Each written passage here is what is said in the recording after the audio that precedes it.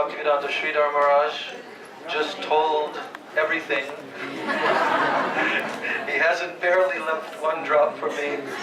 But I noticed he left out one thing in the history of Srila Narottam Das Thakur, which is a very wonderful pastime. Here we are here where his samadhi, Sri Narottam Das Thakur, most important acharya in our line, Gaudiya Vaishnava Sampradaya. And Narottam Das Thakur's songs, as he mentioned, these songs are so important for all the Gaudiya Vaishnavas, everywhere, all throughout the world, all throughout this universe. Because Sri Narottam Das Thakur, he displayed for everyone the entire process, how we can attain Gaur Prem, what Mahaprabhu has come to give. So Narottam Das Thakur, as you heard, he wrote 2 books, Prem Bhakti Chandrika and Prarthana. When our Gurudev was traveling in the Western countries, he would, in the beginning of his lecture, he would request that this song, Gauranga Bolite Habe, that this would be sung.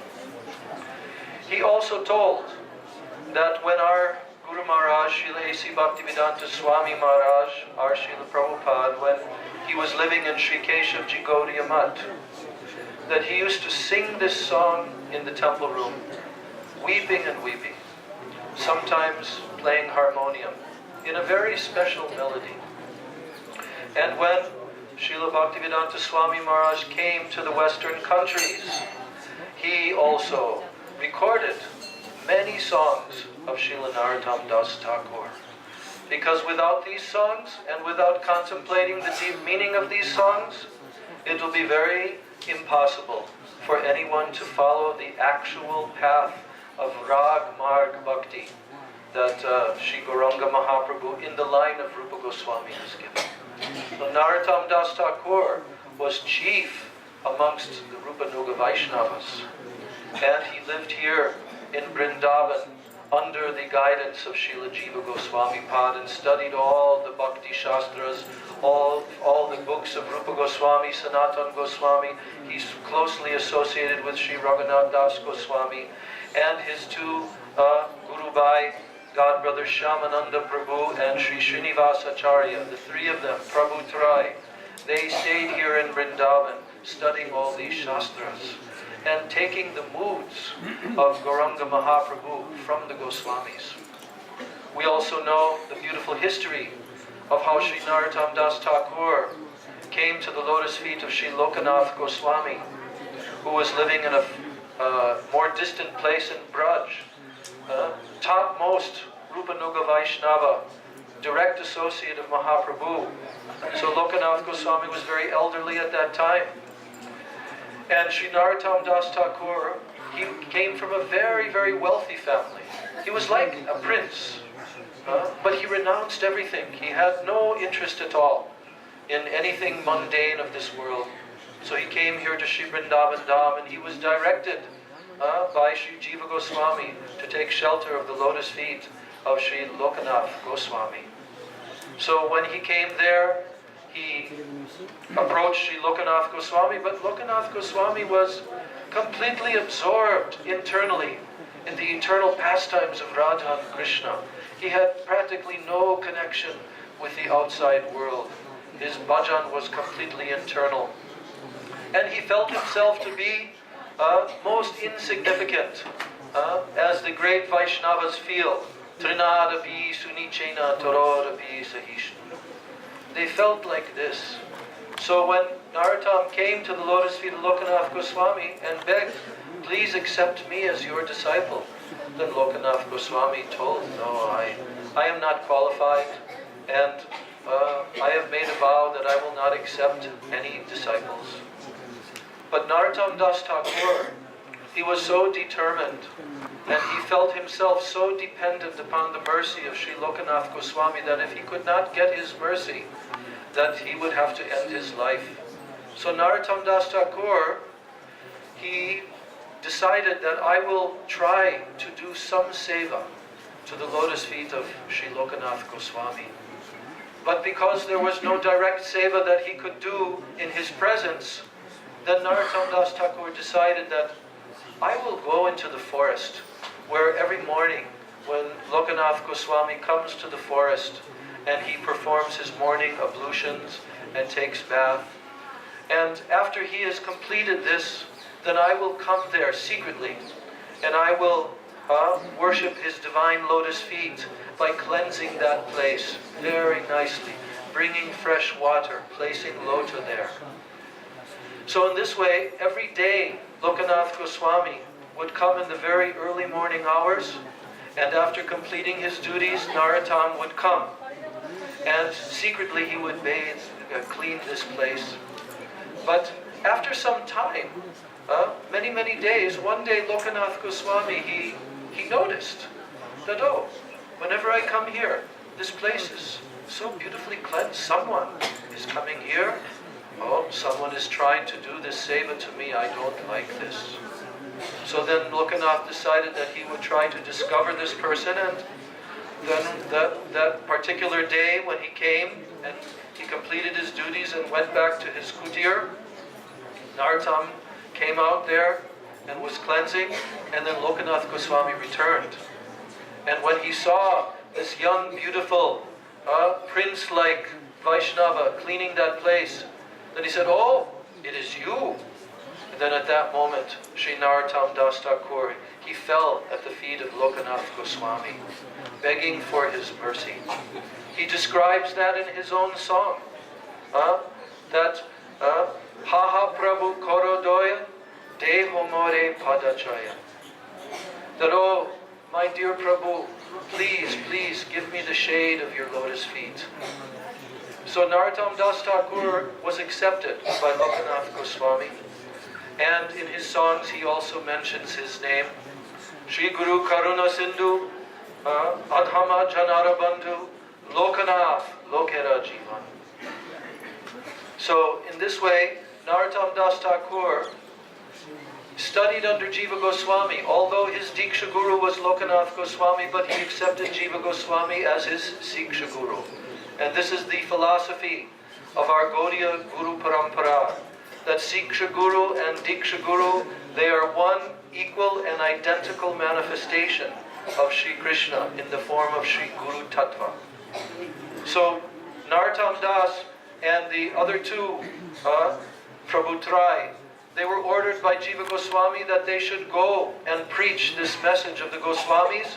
They traveled across India and went to Bengal, they went to Orissa, as we heard, went to Manipur, and all these areas. And a flood of Krishna Prem was transmitted by them in their preaching mission. This is like the second wave. First wave, Sri Gauranga Mahaprabhu and his direct associates and Goswamis. Second wave, Narottam, Srinivas, Shyamananda Prabhu. And Narottam Das Thakur, he wanted to hold a very special festival, a very great Maha festival in the village called Keturi Gram, where he hailed from. And that village, now he wanted to perform the first Gaur Purnima Maha Mahotsav, worshipping Sri Gauranga Mahaprabhu on his transcendental appearance day. So he organized he had one cousin, Santosh, who was like a king. And Santosh was very wealthy. And he was also a great Vaishnava. And in this way, Narottam Das Thakur began to describe what different arrangements he wanted to be made, and to give invitations to all the Vaishnavas. There were also many still living in this world, personal direct associates of Gauranga Mahaprabhu. This was only a few years after he had departed from this planet. So Narottam Das Thakur put this word out far and wide. Also, he specifically invited Sri Janava Devi Thakurani, the wife of Sri Nityananda Prabhu, his direct energy. And she came on palanquin. And now, as the time of Gaur Purnima arrived, all the Vaishnavas began coming So beautiful, gem-like Vaishnavas. Narottam Das Thakur arranged that all of them would have 2 personal servants to take care of all of their needs. He made very nice accommodations for them, and everything that they would require, he took care. And in this way, a huge festival was arranged with all beautiful decorations and all different arrangements made, because they were going to install many deities at that time. So on the day of Gaur Purnima Day, when all the Vaishnavas were gathered together in this huge assembly, then Sri Narottam Das Thakur stood in the middle of the assembly. And Narottam Das was the greatest singer and poet. And he had also introduced a very unique style of kirtan, full of ras and full of moods of separation. And so now he began, in the presence of all the Vaishnavas, to glorify Sri Gauranga Mahaprabhu and to describe his qualities and his pastimes through song. And all the musicians, the mardangas, kartals, all played so perfectly. And all the Vaishnavas there began swimming in an ocean of separation mood of Sri Gauranga Mahaprabhu, weeping and rolling on the ground in ecstasy. And in this way, the mood of the whole assembly, in the presence of all these great Vaishnavas, began to go higher and higher and higher. And Narottam Das Thakur's voice began to sing in the most beautiful, sweet tones, very high voice, and proclaiming the separation mood of everyone there. And then at that very moment, in the presence of that assembly, Sri Gauranga Mahaprabhu himself descended and appeared there in that assembly. Gaur Premanande!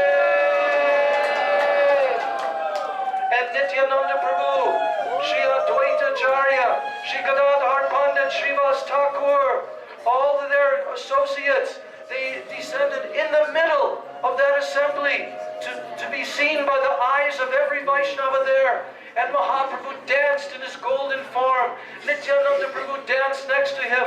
And all the Vaishnavas in the assembly, they went wild in ecstasy and crying and weeping. And then in this way, Mahaprabhu performed kirtan. And then, as the Vaishnavas' hearts became immersed in separation mood from Mahaprabhu, suddenly that vision disappeared. And all the Vaishnavas were weeping and weeping. This is the power of our Gauranga, our Gaudiya Acharyas, Sri Narottam Das Thakur, the personification of Gaur Prem himself. So all of these songs that he has written, they are teaching us how to attain this great gift that Mahaprabhu has brought. And this is why our Gurudev always requested this song to be sung before he would speak in his touring around the world.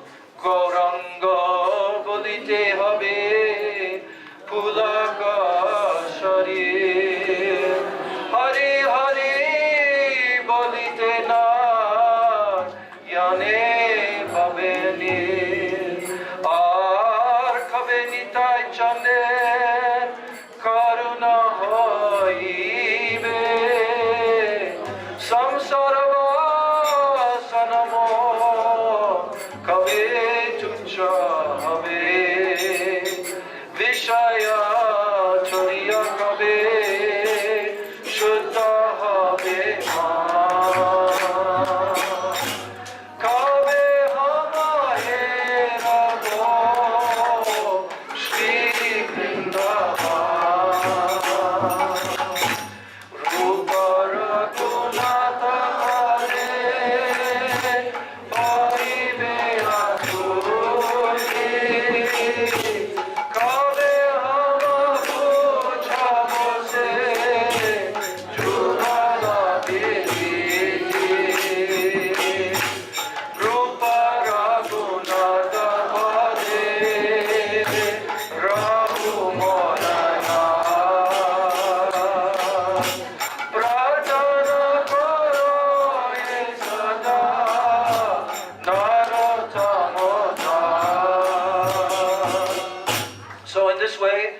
Narottam Das Thakur, in this one song, it is the introductory song to his great book, Prarthana. And here he is telling us that when a Vaishnava feels this mood of anticipation and asking and crying and praying with deep, heartfelt desire and longing, when will that day come? When will that day come? Our Gurudev told that this word, kabe, when, this is the most important word in our Vaishnava vocabulary. So in this song, Narottam Das Thakur has said, if we receive this grace of Sri Gauranga Mahaprabhu, and when we hear his name chanted, we become completely overwhelmed with separation mood, and hairs in our body stand on end. When we chant the holy names, Hare Krishna, Krishna Krishna, Hare Hare, Hare Ram, Ram Ram, Hare Hare, then tears will flow from our eyes like torrents of rain. When Sri Nityananda Prabhu's mercy will come to us, then all of our samsara vasanas, they will become insignificant. When we give up Vishaya, the desire to enjoy the temporary fleeting things of this world, then only can we enter into Sri Vrindavan Dham and have some transcendental vision of this holy Dham. And when we take shelter of the lotus feet of Rupa, Raghunath Goswami, 6 Goswamis, only then can we enter into an understanding of Sri Radha and Krishna's Jugal Priti. So in this way, Narottam Das Thakur has shown us the path. That only in this way, if we progress in our sadhan bhajan, then one day we will become completely fortunate, blessed by all of our Rupanuga Acharyas. We will receive their mercy, and one day Gaur Prem will come into our heart.